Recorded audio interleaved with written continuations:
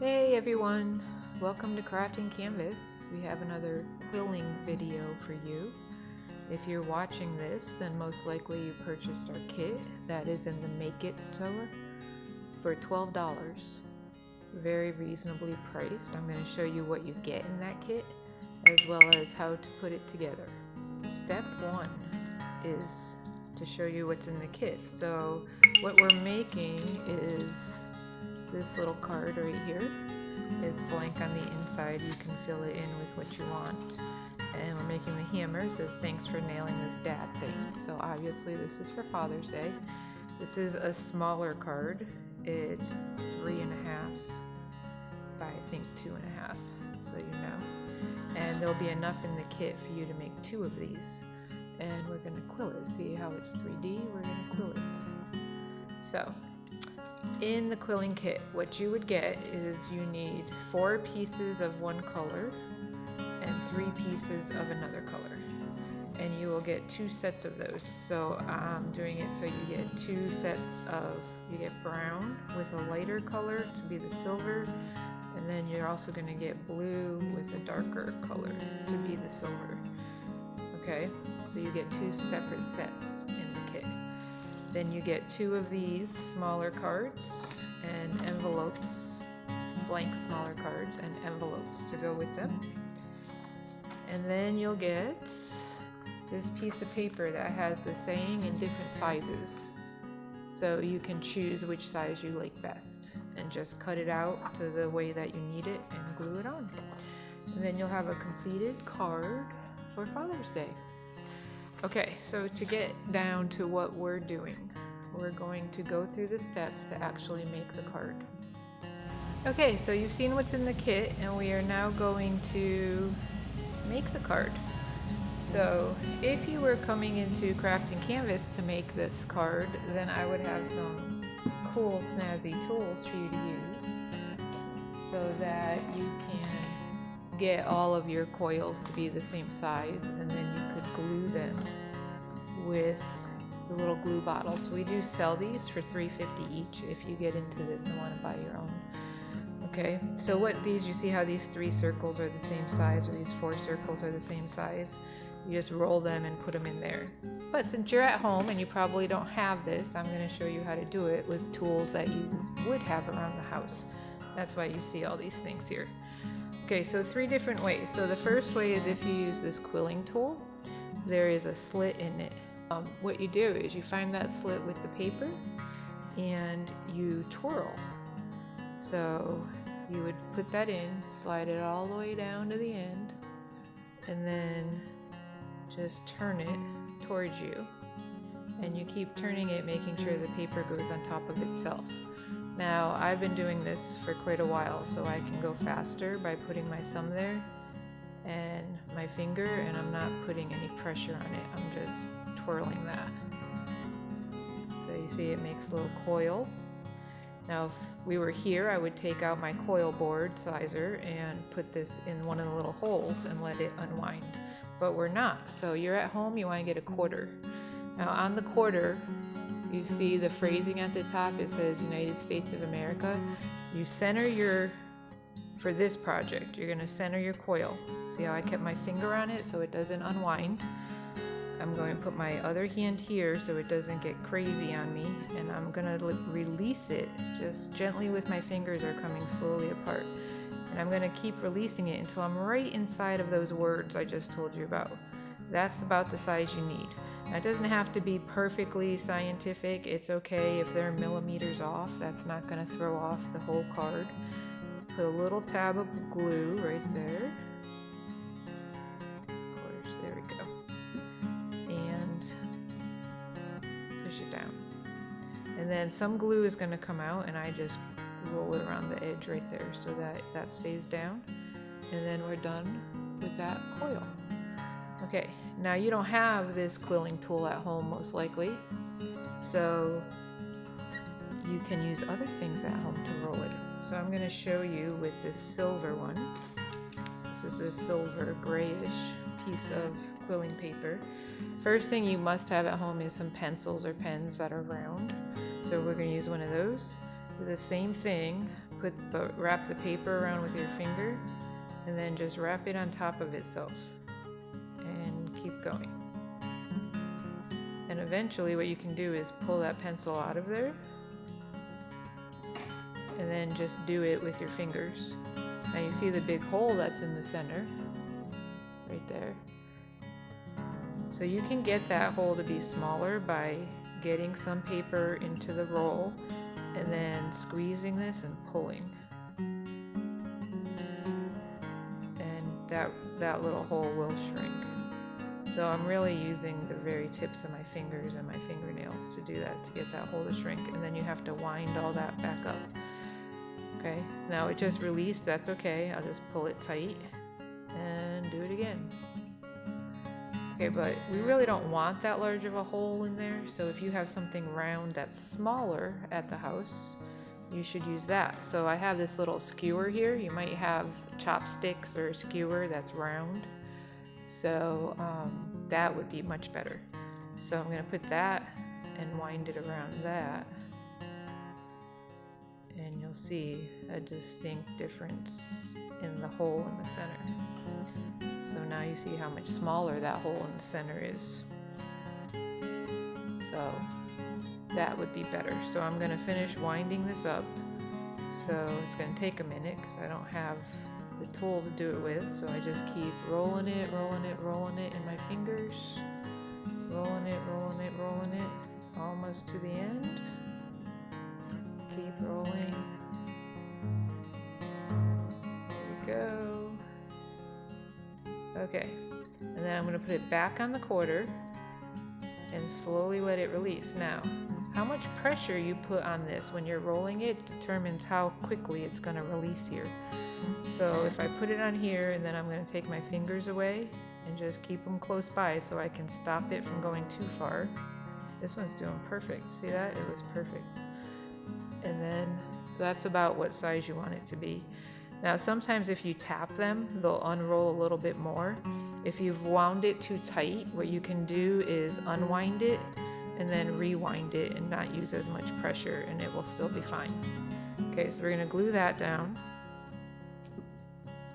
See, I'm not using a lot of glue, just a little dab will do ya. Okay, then I have all my round pieces. I made some getting ready for this. So you see how they're not perfectly the same, but they're all about the same, and that's all I need, is about the same. That's probably the first one I did, and then I released it a little bit more each time. Okay, so then you need your blank card and the glue. I'm going to move these items out of the way here. Just the blank card.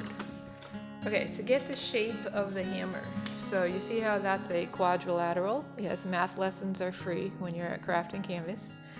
So a four-sided shape I need to make out of each one of these circles, a four-sided shape, and they need to be more rectangular than square. So I'm doing the darker color for the hammer. This has a crease in it right here, so I know where that is. Okay, so what I do is I just squeeze this until it's about the length I want it to be, and then I put my fingers here to stop that from elongating, and then I'll use some more pressure to make it into the shape. And now that it's almost that shape, I can go back and form those corners a little more roughly. And there you have it. There's one. So I'm going to do that on each one of these. Squeeze it until it becomes elongated. Put your fingers here to stop it from going longer and push it together. Once you do that, go back and form these corners a little more strongly.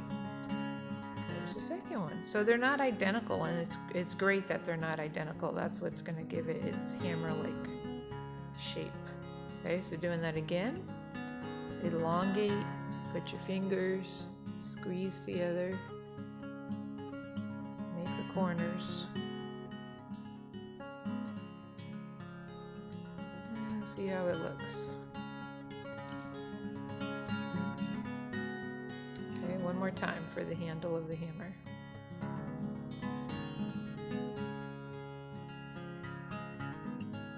Okay, I didn't talk that one through, but you did, right, in your head? elongate, put your fingers. See how I'm playing with it? You can do that.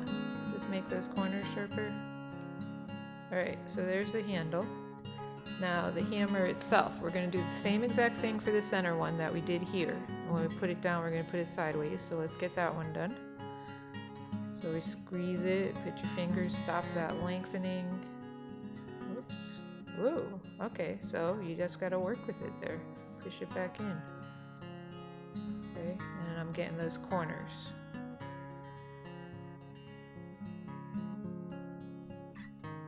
You can also squeeze it together. This is called a marquee shape, and then squeeze it the other way. That'll make it more square, and we really didn't want square, we wanted rectangular. Okay, so that's gonna go here. Now I'm gonna flip it over because it just looks better that way. And you can choose which order you want these in, and you can always go back and form it some more. When you put the glue on there, you can also form it some more. That would, yeah, see, like parallelograms go together. What? Math? Yes, math. Okay, that's better for me. And then this one will go here. Okay, now the two hardest ones. Let's do the back one first. That's easier. So you're going to make a triangle out of your shape. So a triangle, of course, has 3 points, 3 vertices. So the top vertex you're going to squeeze. And then take your finger and flatten that up against it. So see how I made a triangle? Now we're going to make that anvil type shape. So you have your triangle, just take your thumb and push it in right there. And just keep your finger here so it doesn't go too far, but we want to make it round right there. When you release it, it's going to go back a little bit, so it'll become that shape that we need for the claw of the hammer. Okay, and then if you don't like it, pick it up and keep working it. I just want that to be a little more straight, so I'm just moving it. There we go. Alright, now the hammer head. So if you look at a hammer from the side, it's got a little bulb on the end right there. It like comes out on the edges right here. So the first thing we do is make this shape, and then we're going to squeeze the insides, like give it a waist right there.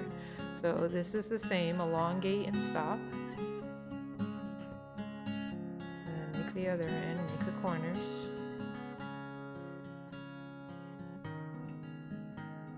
Okay, now we want the little bulb on the end, so we want this to come out, we want this to go in. So a little tricky here. So you're gonna push on this end so that becomes like an arc right here. See that arc right here? Then we can go back and get this side to have those corners that we had already put in there. That's it. There we go. Okay. That goes here.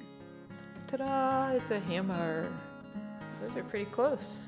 Okay, so then I'm going to glue these down. And then you have those paper strips in there, and you can just cut these words out. If you have fancy scissors at home that make the curves and whatnot, you can use those. You just glue this in its place, and it's done. And you've made a card. So you have enough to make 2 cards in the kit. The kit is $12. You can get in the Make It shop on charlestonCraftandCanvas.com. And if you do make it, we'd love to see them. So put it on Facebook and tag us. And make sure you use at Charleston Craft and Canvas on Facebook. Okay, well this was fun. Nice little quick little video to make a card. And if you don't have these bottles, what you can do, just as a quick aside here, I use my little thing here, is spread some glue out on a piece of paper. Come on, glue. I guess I talked too much. There we go. Spread some glue out on a piece of paper. And then dip these. So the glue is on the edge of all the pieces, and then put it where you want it. And that's the easiest way to get them glued down. I have all kinds of tips for people. There you go. Okay, hope you enjoyed, and hope to see you in the studio soon. We are open. We're keeping it to less than 10 people, 2 people to a table, unless you're familial related. and then you can fill up the table with your family. Otherwise, we're keeping you far apart, and I wear a mask the whole time, and you're welcome to wear a mask in here as well. So we hope to see you. Take care.